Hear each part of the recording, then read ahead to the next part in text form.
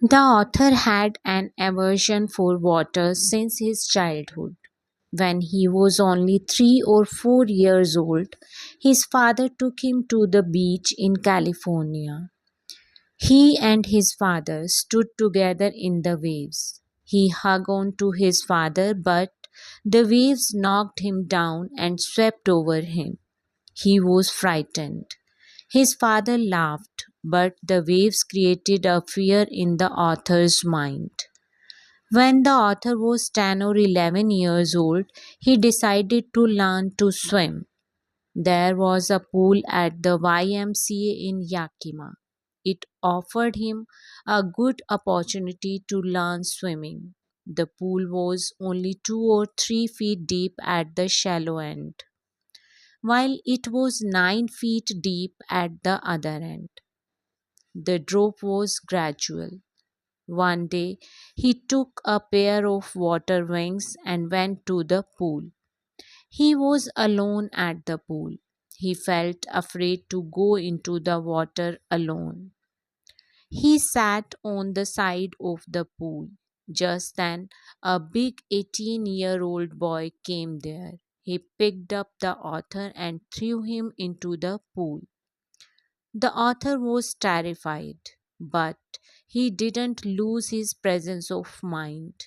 He thought that when his feet touched the bottom of the pool, he would make a jump upwards and would come to the surface. Finally, he would lie flat on it and paddle to the end of the pool.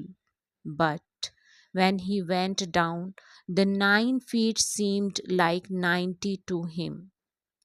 But when his feet touched the bottom, he gathered courage and made a spring upwards. He came up rather slowly. Whenever he opened his eyes, he saw nothing but water. He was suffocating. He became panicky. He tried to cry, but no words came out. His legs seemed paralyzed and were rigid. Instead of coming up, he went down and down. A great force seemed to pull him under water. He tried to scream but couldn't. Only his heart and pounding in his head showed that he was alive. He sucked for air but got water. He looked for ropes, ladders, water wings, but there was nothing except water. And then there was light. He was coming out of the water.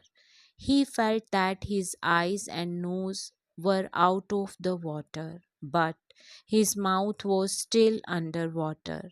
Then he again found himself going down. He again remembered to make a leap when his feet touched the bottom, but nothing happened. He thought that he was going to die. He ceased all efforts. He felt as if he was going to become unconscious. After some time, Douglas regained consciousness. He found himself lying on his stomach near the pool. He was vomiting. The boy who had thrown him into the pool was standing near him.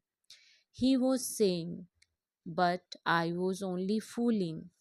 Someone said that Douglas had nearly died, but he was all right now. After some hours, he walked back to his home, but he was weak and his legs were trembling. After that incident, a haunting fear remained in his heart. He never went back to the pool. He feared water and tried to avoid it. The fear of water remained with him as years rolled by. He tried his best to overcome this fear, but it remained with him. Finally, one October, he got an instructor. With him, he practiced for 5 days a week. The instructor taught him step by step how to swim. He taught him how to put his face under water and exhale, and then how to raise his nose and inhale.